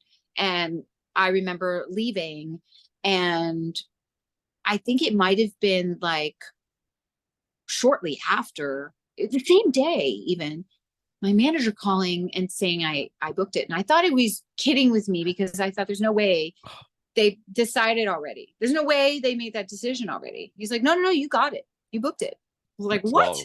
Awesome. Yeah. So it was super, super exciting. Super exciting, Yeah. and the only sad part was, so we filmed it it's kind of later on in the year. And what year was it? It was like 97 or 98? 97. Okay. So it was like towards the end of 97. And it was right around like that holiday time. So they were doing what was called double ups on shows. So normally they would film an episode in a week, and they would kind of like they would spread it out a little bit. But because it was kind of like towards the end, they were doubling it up a little bit. So my time on set wasn't as like long as I wish it could have been. You Gotcha. know, they filmed it all in like a week, you know, Okay. instead of it being like 2 weeks, or no, it was probably more than that. Now that I think about it, so they did like almost an episode in a day. You know, they were kind of like Oh, wow. jamming wow. through it. Yeah. It's a lot of work. It is a lot of work. It is a lot of work, especially if you have any kind of locations. But they would try to cram it in maybe into like a couple of days. But you know, I had such a great time being on set with them. You know, I kind of didn't want it to end. Right. Yeah. Well, you said that was at that time, that was definitely one of the biggest It shows was, out there. For And sure. I mean, all of these people, Jason Priestley, Luke Perry, Jenny Gard, all these people were just huge in the stratosphere at this point. So, Oh yeah, and it made my brother and my sisters quite popular too with their friends, because they were like, "Yeah, there's a, do you know, is she really a bitch like that?" You know? oh, Shannon Doherty, is that who they're talking about? No, yeah, Oh, no. When I think one of it was either my brother or my sister's friends. I think it might have been one of my brother's friends, when they found out that like I was Emma on 90210. okay. They were like, Were "What? you? Oh, That's your sister? Like, is she really a bitch?" And he's like, "No." Like, of course not. of course Uh, not. I would never do that. No. So the storyline, because I apologize, I just didn't watch the Mhm. show back in the day. No, that's okay. So you came on and your character tried to hook up with Jason Priestley? So, Brandon. yeah, I mean, Brandon, yes. So basically, yeah, she kind of just sort of had her sights on like one thing, you know. She was just somebody who was a little bit ruthless, kind of came in, wanted something, and set her sights on it. And she didn't really care, you know, if Kelly was in the way, you know, and she was kind of willing to Okay. you know, break them up for that, you know. She didn't know Kelly from Boo. All she saw was Brandon's gorgeous hair. She genuinely, well, here's the thing. I think she genuinely actually, oh my gosh, I'm talking as if I'm her. I think she genuinely kind of liked him, and it was sort of like a little bit of a game and like the chase to see if she could get him. Yeah. And the whole thing of like, well, if you're really happy, then why are you here with me? You know, Right. like, Yep. you know, it was like a fun temptress game. But I think at one point she probably genuinely kind of liked him, but then when she realized, yeah, he's not gonna leave. Yeah. Mhm. And he just, you know, he slept with her and then regretted it. Yeah. Oh They yeah. did get together? You know, huh? The characters got yeah. together? Oh. Yeah, they hooked up. It's not hashtag home wrecker for nothing. Well, I just trying to break them up, but you okay. Yes. Yeah. So when as soon as he realized it was a mistake, the rejection on her, like that rejection on her end, it was like, oh, okay. Well, then it became about, well, motherfucker, I'm gonna get even. Yeah, You know? So then she became a little bit like conniving, where she befriended Kelly, you know, got close to her. A little And fatal then just attraction like- action going on with. Yeah, it was a little bit like bitchy, and like, you know, it's just like, Okay. oh well. Yeah, I had your collateral man. damage, like, you know. Then it became like, oh damn, she'll kind of do whatever. Okay. Now You I know? have to apologize. I forget. How did your arc end? What happened to the character? I don't remember how the final. Did Oh, Brandon yeah. and Kelly get back together? Yeah, it's a good question. I think he basically told me, well, so I secretly recorded our conversation to have proof, you know, that we had slept together. And then I played that for Kelly. and that basically ruined their whole relationship. Yeah. And oh, hold on, my phone says low battery. Uh-oh. Hold on. On. I did not know they. Oh yeah, Okay. yeah. I thought Brandon would stood. Well, I guess think about it. How could he? That'd be hard. That'd be hard. Yeah. Well, have you seen the picture of Emma Bennett sitting on the corner of the desk? Yeah. And yeah, he was not. So that kind of like once all of that kind of happened and he lost Kelly, it was sort of like he just told me to leave. I guess I just left town. I don't know. I think, well, here's what I later learned, is that they might have just left it open because I think initially this role was left with the possibility of becoming a regular character. Sure. And unbeknownst to me at the time, I think my manager may have said to the producers, no, I think, we're going to go on and do other things. In his mind, he thought the show was starting to die because it was probably 8 seasons in. Yep. And so maybe I think in his mind, he thought, no, she can do better than that because she's going to go on to better things. I mean, that's great and all. However, like if I had any knowledge of that whatsoever, I would have been like, dude, I'll do however long, because Hilary Swank came on towards the end of my episode, and we had like a couple overlapping episodes, and she went on to be on the show for many years. And there were several other characters that went on and stayed on for a long time. Yeah. And have built amazing careers from that. So Tiffany Amber Thiessen, Vanessa Marcel. Absolutely. Yeah. Oh, I know my guest stars. I mean, and Hilary Swank won an Hilary Oscar. Swank. I mean, you know what I'm saying? Like she was incredible. And it's just when I first heard about it, I was really sad. My bad. Yeah. My bad. And I think it was after we had ended our professional relationship. It just wasn't kind of going in the direction I wanted. So obviously not. He said no. So when you got to the set of, like you said, it was on for 8 years. I'm not sure how many years it was on totally. I think it made it to 10. So I think maybe, yeah. So going down in popularity or whatever the case may be, but those actors were established by then. How were they to work with? Were they high themselves, or were they down to earth? No.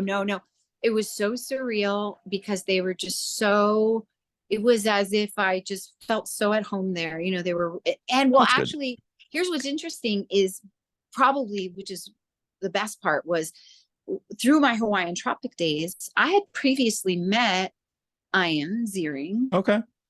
So we knew each other, and of course would run into each other at the mansion. So he was a regular. So there was familiarity, we were familiar with each other. Yeah, he's such a nice, seriously. I mean, if anybody ever says anything bad about Ian Ziering, I want to punch them because he's such a nice guy. Sharknado, baby. But he's the nicest guy, seriously. Good.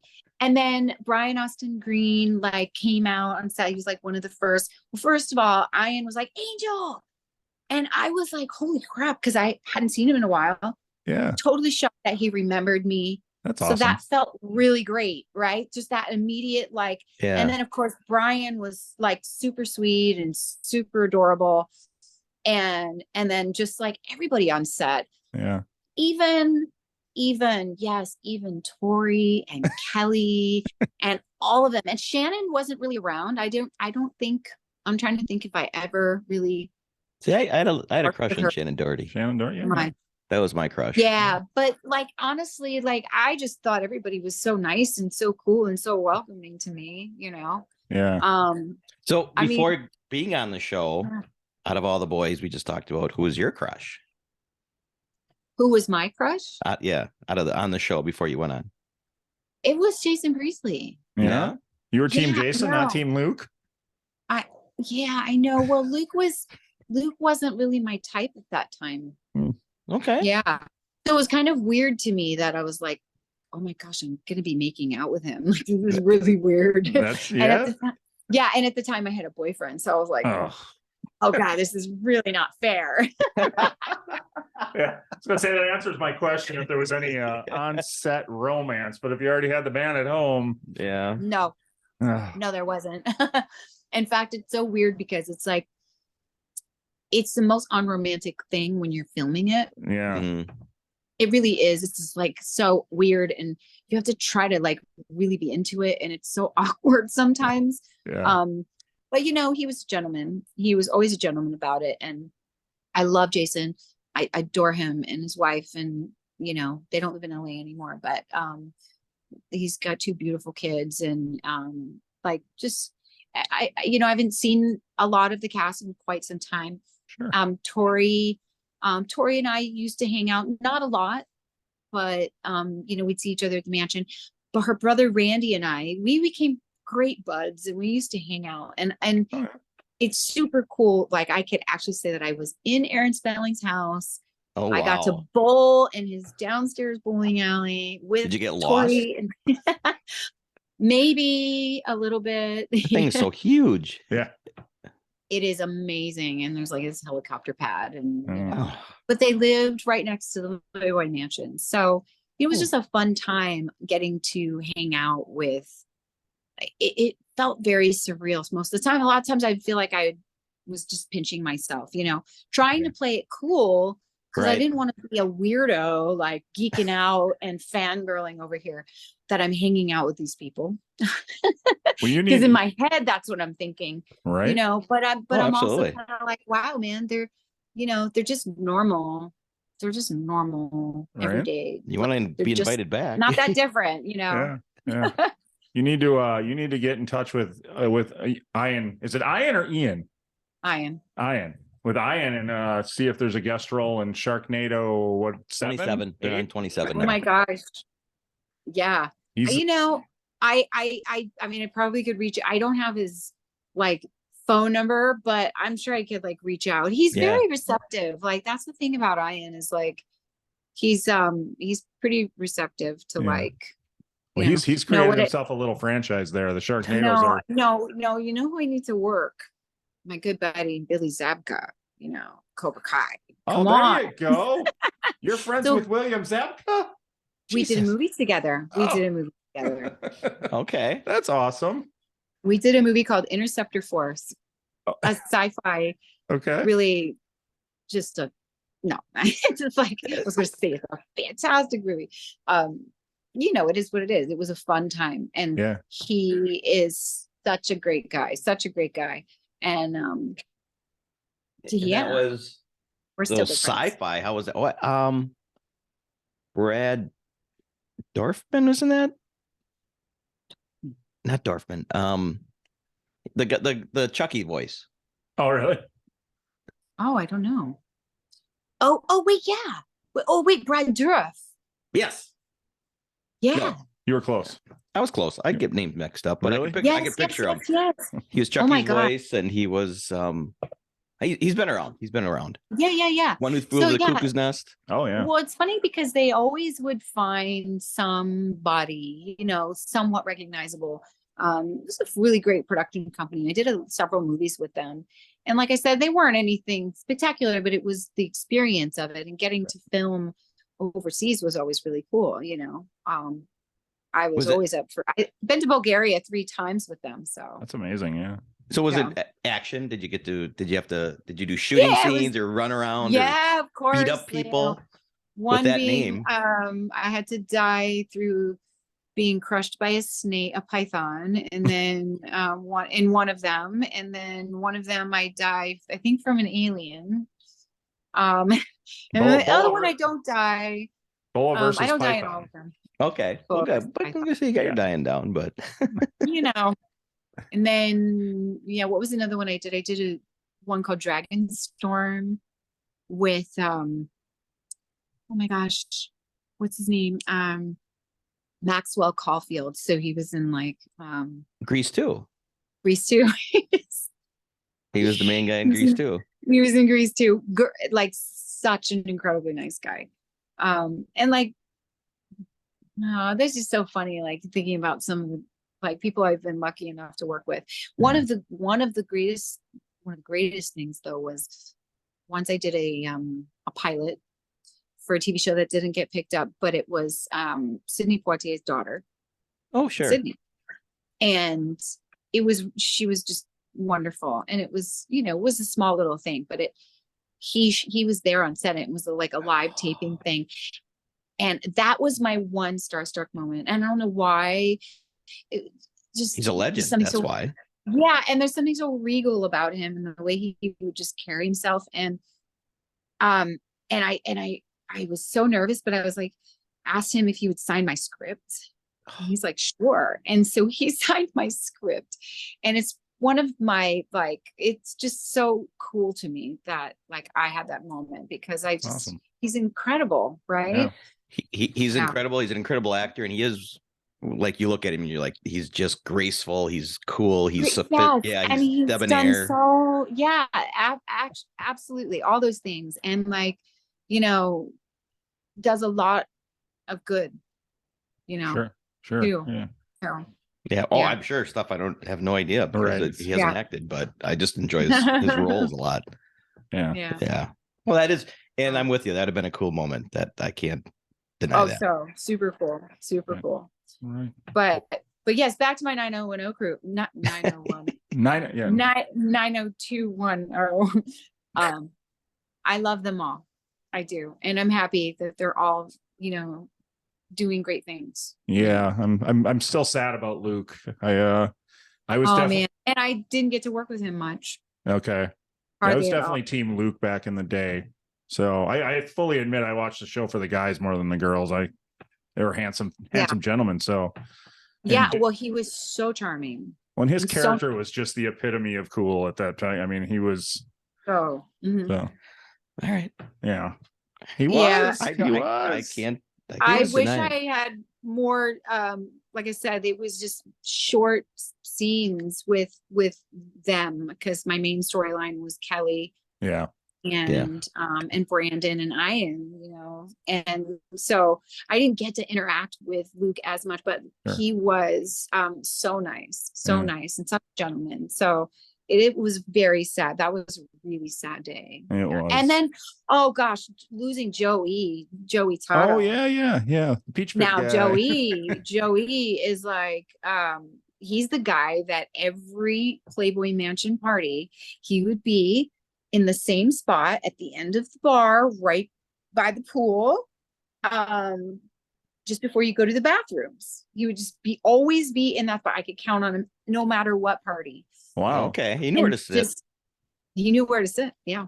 But he was so like full of life and so fun and just like always made me happy seeing him. I was really sad to hear, I hadn't seen him in a bit because, there weren't any Playboy Mansion parties anymore. Right.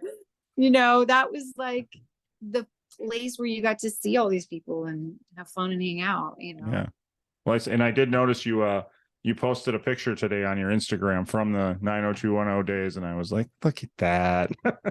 You know what? My sister sent me that from my mom's, because they had to clear some stuff out of my mom's, because she's in a facility. She had a stroke 3 years ago. So I would hear that. Thank you.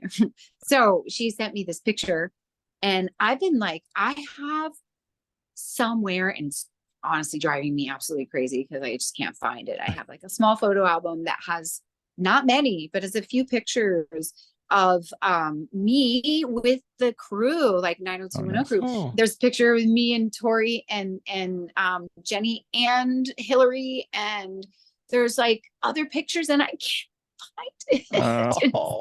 It's been so frustrating. But my sister sent me that one, and I had actually signed it in like silver pen, like right above my head. And I thought, well, let me see if I can erase it. And I was able to erase it enough to like make it look halfway decent. Yeah. It's very good. But picture. yeah, that's like, I was never good about taking a lot of photos. It's so terrible. Yeah. Well, and it was, I mean, it's so easy now that we look back at that time and go, why didn't I take more photos? But you didn't realize you had to go and get disposable cameras. And so. Exactly. Yeah. Exactly. Yes. And it's so funny to go back and see through, you know, some of my actual photos. Like, we were doing selfies back then, you know, just like turning the camera around, hoping that you catch yourself. Right. That's good. Exactly. Yeah, right. Exactly. That you're not cutting your face off. Or the person on the end. Exactly. Yeah, yeah. I think I perfected it. I'm gonna have to go back. I'm like, damn, I knew how to take selfies even back then, because I'm like, I had the angle just Right. right. It Yeah, gets all about the right. angle. Yeah, yeah. All about the angle. It's all about the angle, of course. So what's I see your latest thing with Love XO.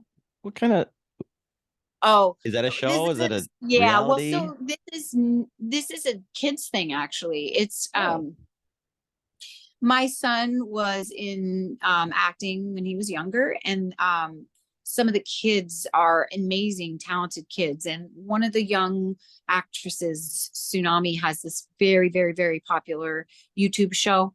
Okay. And her and her family post like they're like huge on TikTok and all this. She's amazing. She's incredibly talented and fun to watch, and she's adorable. She's only like 13. Okay. Oh, wow. So they do, but so they do a lot of these like little videos, kind of like along the lines of Darman. Do you know Darman? Have you heard of Darman? That sounds familiar. Yes. Yeah, it's kind of like more of a situational video or a scenario, like Yeah. kid gets bullied, here's the reaction kind of thing. Okay. Yeah. I know. Okay. I And get so like, concept, you yeah. know, they my dear friend who was kind of working with them, producing these little, you know, skits for them, asked if I would step in and be mom in a couple of them. Nice. Well, there you go. You got to channel your mom There you go. Yeah. for the next big role. Yeah, it's so fun. It's so funny because the first time someone asked me about Love XO, I'm like, what?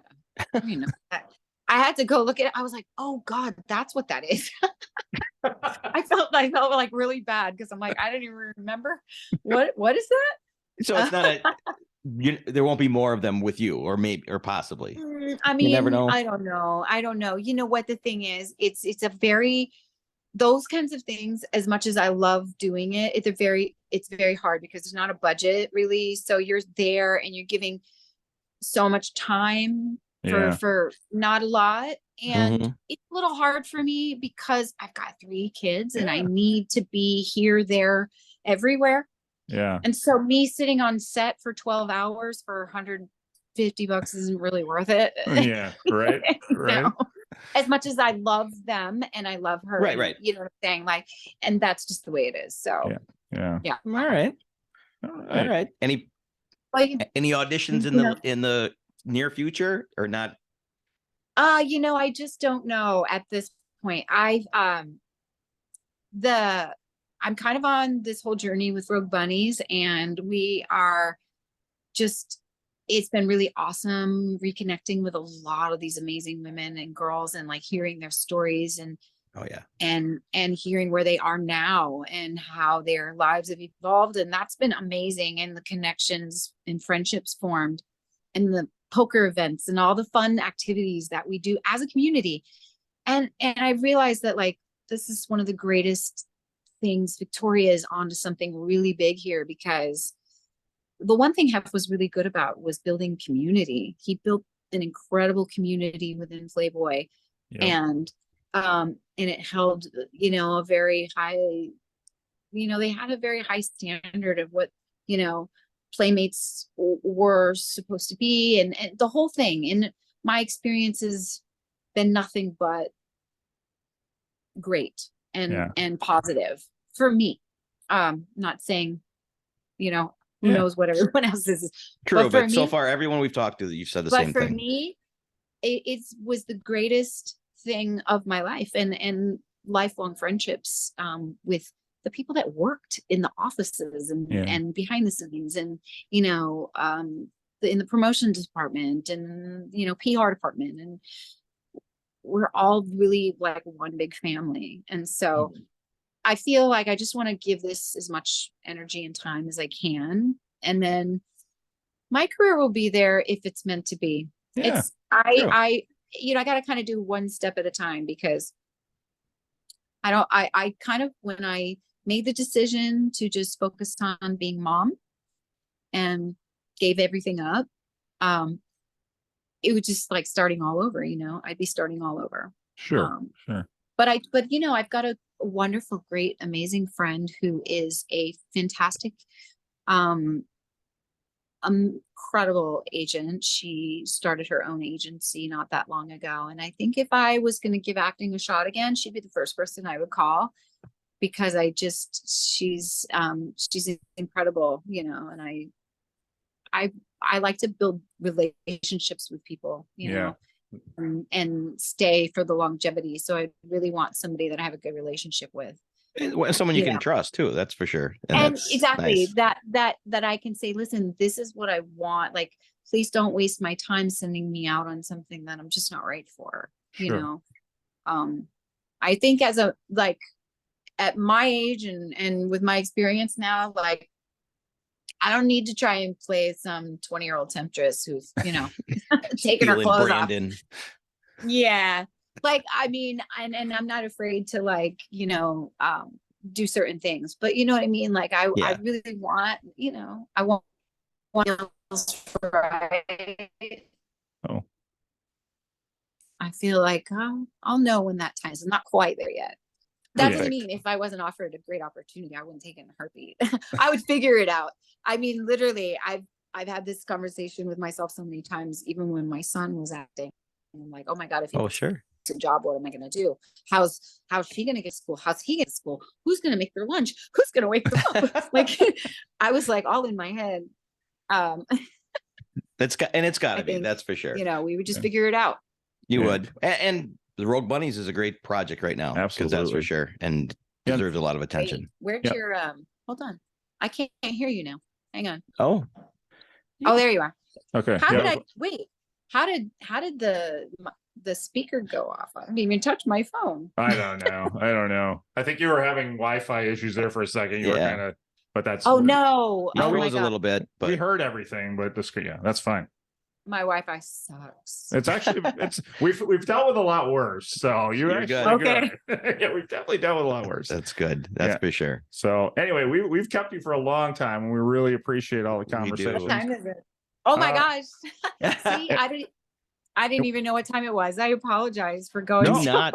No. No, we don't ever want to impose. We would sit and talk to you until tomorrow morning if you Yes. wanted to. I mean, we don't like to impose. Well, so I just want to make sure you got all your questions that you had in mind answered, because I kind of went all over the place. no, it was perfect. I think I it was enjoy that. great. Yeah. Yeah. We have no structure. We have no script. So it's just Fantastic. The only thing let's get to know you. we make sure we do, because we don't want to feel Victoria's wrath, is we make sure we talk about Rogue Bunnies. Have to talk about Rogue Bunny. Absolutely. She's been so Yeah, kind I to mean, us that we don't I want to. know. Well, that is like right now, just like my main passion and focus. Like I said, like Yeah. I really think Victoria is onto something. And I think that this has the potential to really to evolve into so many other things. There's For a sure. lot of layers and verticals that, like, with potential. And I kind of saw that right away. Yeah. And she's been really incredible about picking the right girls to bring in on the project. She's been very thoughtful about that. You know, of course it's her name, and she's an incredible artist. Yeah. So like, I think, you A great know, vision like, for the whole thing.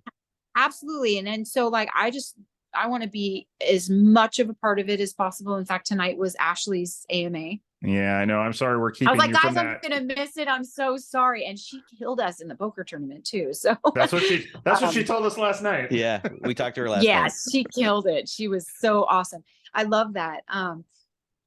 So I kind of just want to, you know, really give this like as much of my, I just want this to succeed, because I Yeah. really see the potential that it has. And I think it's a project that will just keep growing. Yeah, And absolutely. I think she's going to change the whole perception of what a playmate is. Yeah, for To be sure. honest, like she already has, but like I'm excited for where that's going to go. Yeah. So So I agree. I was going to say that she kind of already has. And I think you've seen that with the poker tournament. People just get in and they're just playing with you guys, and it's not only that, and plus we got connected with Scott Page from Pink Floyd, and we had this incredible event in West Hollywood at Hotel Ziggy in November, or was it November? And it was, oh my God, it was just incredible. And the all-star band of incredible musicians played like 2 hours of Pink Floyd music, and it was just like a dream. Wow. And then they just had another one, and we were like right there right in front of the stage with these incredible musicians listening to this amazing music with incredible people in a creative space. Like, it just doesn't get any better than that. And I was able to bring my son, who is a massive Pink Floyd fan. Wow, he must have been in heaven. And an aspiring bass player. And he is like, he gets to talk to like David Bowie's bassist. And you know what I mean? Like, he just finished watching, and he got to talk to him and get like tips and like just pick his brain. I mean, it was just incredible.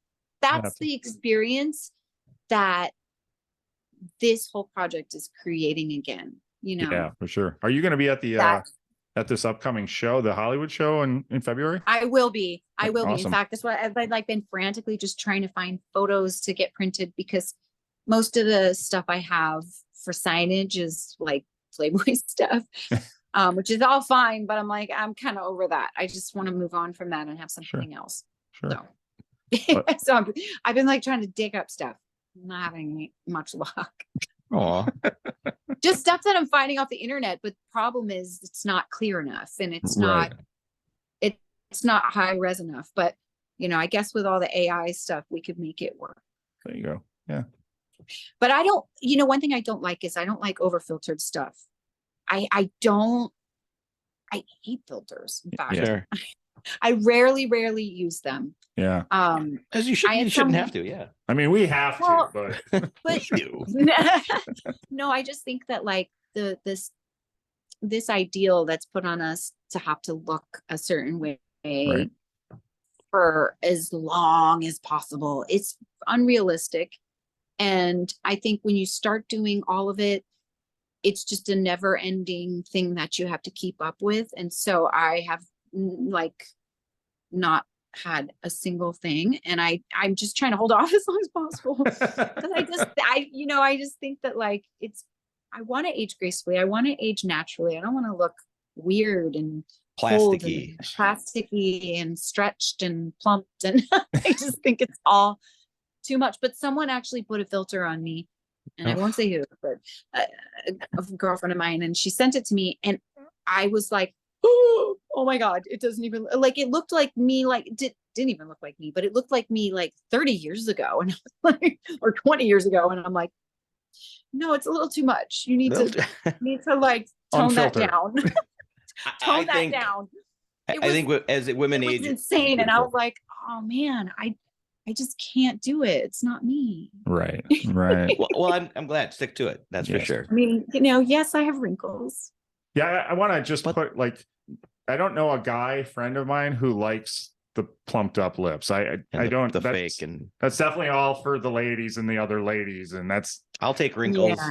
I'll take wrinkles any day. 100%. Yeah, right. I really would. Me too. Thank you guys. No, don't I. No, I mean, listen, I put on makeup for you guys. I like don't even do that. We do. Wow, you make us feel so special. Well, you guys are so awesome. I've really been looking forward to this, and I'm so glad you guys were so persistent and kept bugging me, and I'm so glad we got to do it. Finally. We are as well. It's been a fun evening getting to know you. It's our pleasure. Enjoyed my cocktail, which has got things floating in it. Yeah. Thank you so much, Angel. You have and now I gotta go finish this, which I can't do this in the house, so. Oh, okay. I was wondering why, like you had mentioned having one, and I'm like, are we keeping her from that? I hope we're not keeping, but there you go. You got to go outside. Oh, no. I mean, I have my tonic, I've got gummies, I got I try not to vape. I actually try not to vape that much, because it's not good for you. So. Yeah. I got, yeah. I used to make brownies. Yeah. But I don't do that. I don't do that anymore because it's too much. Yeah. You guys are awesome. Thank you. Did I Well, cut out again? A little You bit. did. Yeah. So now we're good. So we'll Okay. end on a good note. Yeah. Thank you guys so much. Absolutely. Greatest of luck with all the Rogue Bunny. You guys are doing great. Yeah. Thank you. We love it. We love it. All right. Thanks, Angel. Have a good night. Yeah. Thank you. You too. This was so fun. Wait, and you'll have to let me know how I can watch this back. Yeah. I'll send you a link and let you know where to find it. And When it comes out, and we'll send you a t-shirt, tank top. So we'll get your info and send you one out. Yes. Yeah.